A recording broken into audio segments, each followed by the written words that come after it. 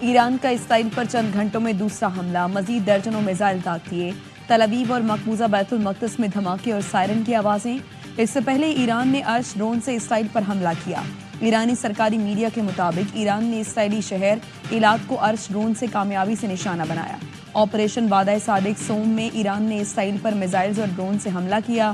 ترجمان پاسداران انقلاب کے مطابق وعدہ صادق 3 کے دوسرے مرحلے کے تحت اسرائیل پر 100 سے زائد میزائل داغے۔ حملہ اسرائیل کے تازہ فضائی حملوں کے جواب میں کیا گیا ہے۔ اسرائیل پر حملہ ایران کے دفاع اور قومی سلامتی کے تحت کیا گیا۔ ایران کے میزائل شمالی اسرائیل اور حیفا شہر میں گرے۔ اسرائیلی میڈیا کے مطابق میزائل حملوں میں 3 اسرائیلی ہلاک، 13 زخمی ہوئے۔ شمالی اسرائیل میں ایرانی میزائل گرنے سے متعدد عمارتوں کو نقصان۔ اردن نے فضائی حدود غیر معینہ مدت کے لیے بند کر دی۔ اردنی وزارت خارجہ کے مطابق اسرائیل اور ایران کے درمیان حملوں کے باعث اردن نے فضائی حدود بند کی۔ فضائی حدود تاحکم ثانی بند رہے گی۔ ایرانی حملوں میں ہلاک اسرائیلیوں کی تعداد 6 ہو گئی، 500 زخمی ہیں۔ ایرانی میڈیا کا دعویٰ۔ ایرانی میڈیا کے مطابق گلیلی پر ایرانی حملے میں 2 اسرائیلی ہلاک، 13 زخمی ہوئے۔ تازہ حملے میں 1 اسرائیلی ہلاک، 14 کے زخمی ہونے کی تصدیق۔ ایران کا 1 گھنٹے میں 10 اسرائیلی طیارے گرانے کا دعویٰ۔ یہ دعویٰ ایران کے خاتم الانبیاء ایئر ڈیفنس بیس کے کمانڈر نے کیا۔ اس سے پہلے ایران نے اسرائیل کے 3 F-35 طیارے مار گرانے کا دعویٰ کیا تھا۔ اسرائیل اپنے 3 طیارے گرنے کی تردید کر چکا ہے۔ جھٹکا ابھی آنا باقی ہے۔ اسرائیلی وزیر اعظم کی دھمکی۔ نیتن یاہو کہتے ہیں آنے والے دن ایران کے لیے زیادہ برے ہوں گے۔ ایران کے جوہری پروگرام کو برسوں پیچھے دھکیل دیا۔ فوج اب ایران کے بیلسٹک میزائل بنانے کی صلاحیت کو تباہ کر رہی ہے۔ بہت جلد تہران کی فضاؤں میں ہمارے طیارے نظر آئیں گے۔ ایرانی صدر کا ڈور ٹوک اعلان۔ کہا اسرائیلی حملے جاری رہے تو جوہری مذاکرات نہیں کریں گے۔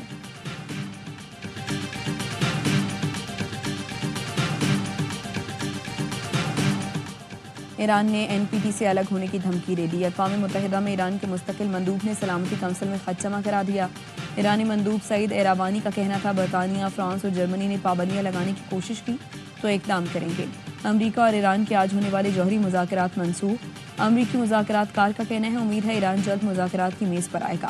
ایران سے بات چیت کے لیے پرعزم ہے، جلد مذاکرات کی امید ہے۔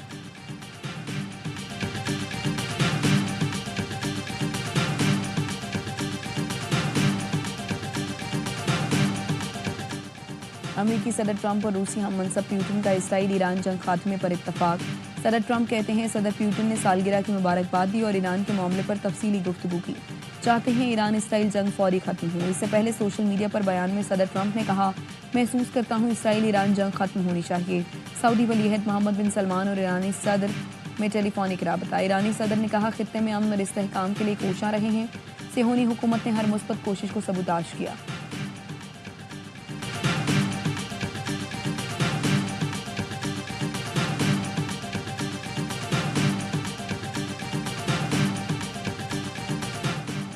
پاکستان ایران کے ساتھ کھڑا ہے۔ وزیر اعظم شہباز شریف کا ایرانی صدر مسعود پزشکیان سے رابطہ۔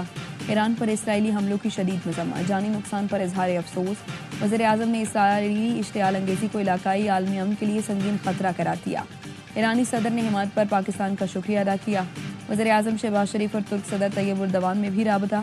ایران اسرائیل جنگ پر تشویش کا اظہار۔ طیب اردوان نے کہا فلسطین میں مظالم پر خاموشی نے اسرائیلی اقدامات کو تقویت دی۔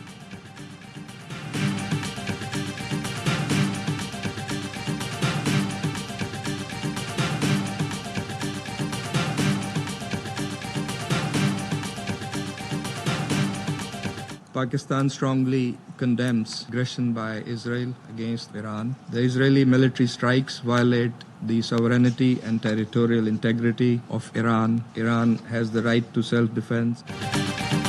اقوام متحدہ میں پاکستانی مندوب کی اسرائیلی جارحیت کی مذمت۔ ایران اسرائیل جنگ پر سلامتی کونسل کے اجلاس میں عاصم افتخار نے کہا اسرائیل نے ایران پر حملہ کر کے کھلی جارحیت کی۔ اسرائیل نے خطے کو بڑی جنگ کے خطرے سے دوچار کر دیا۔ اسرائیلی جارحانہ اقدام سے خطے کے امن کو نقصان پہنچانے کی اجازت نہیں ہونی چاہیے۔ سلامتی کونسل اسرائیل کو بے لگام نہ چھوڑے۔ حق کے دفاع کی آڑ میں اسرائیل مسلسل عالمی قوانین کی دھجیاں اڑا رہا ہے۔ ایرانی مندوب نے حمایت کرنے پر پاکستان، الجزائر، روس اور چین کا شکریہ ادا کیا۔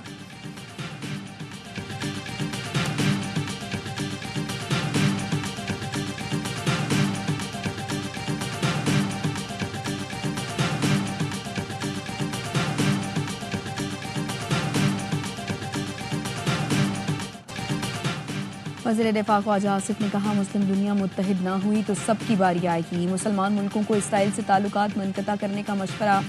کہا اسرائیل کے ہاتھ فلسطینیوں کے خون سے رنگے ہوئے ہیں, ایسے ہاتھ کو جھٹک دینا چاہیے. ایرانی ہمارے بھائی ہیں, ایران کے مفادات کا تحفظ کریں گے. وزیر اطلاعات نے کہا اسرائیلی جارحیت کے خلاف ایران کو اپنے دفاع کا حق حاصل ہے. مشکل وقت میں پاکستان ایران کے ساتھ کھڑا ہے.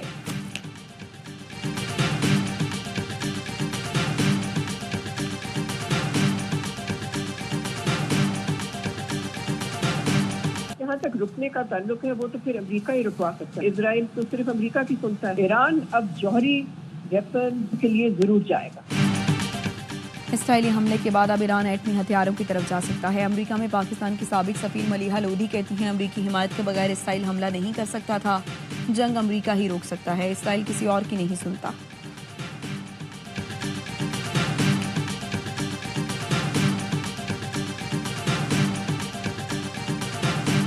کیتھولک مسیحوں کے روحانی پیشوا پوپ لیو کی ایران اور اسرائیل سے تحمل کا مظاہرہ کرنے کی اپیل. بیان میں کہا ایران اسرائیل جنگ سے حالات بہتر خراب ہو چکے ہیں.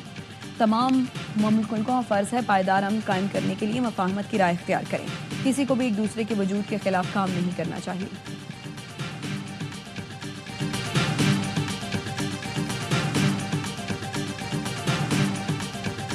بھارت سے جنگ بندی تو ہو گئی لیکن امن حاصل نہیں ہوا. مذاکرات نہیں ہوں گے تو کشیدگی میں دن بدن اضافہ ہوگا. پارلیمانی وفد کے سربراہ بلاول بھٹو کی برسلز میں نیوز کانفرنس. کہا جنگ کسی بھی مسئلے کا حل نہیں. جامع مذاکرات پر یقین رکھتے ہیں لیکن بھارت نے ہمیشہ مذاکرات سے انکار کیا. بھارت کی پانی بند کرنے کی دھمکی پاکستان کو اشتعال دلانے کی کوشش ہے.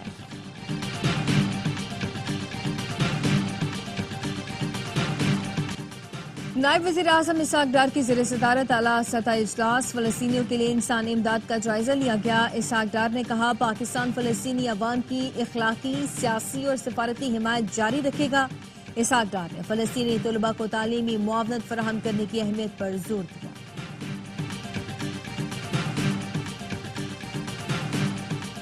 غزہ میں اسرائیلی جارحیت جاری. 24 گھنٹے میں 103 فلسطینی شہید, 400 سے زائد زخمی.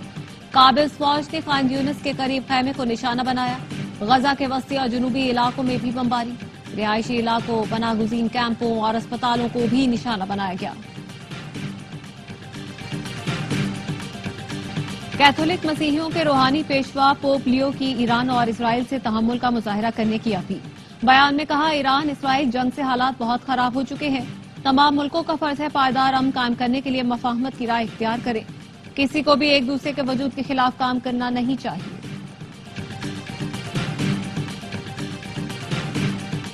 دبئی میں 67 منزلہ عمارت میں آگ بھڑک اٹھی. ریسکیو حکام نے بتایا دبئی میرینا کے ایک ٹاور میں آگ لگی جس نے دیکھتے ہی دیکھتے عمارت کو اپنی لپیٹ میں لے لیا.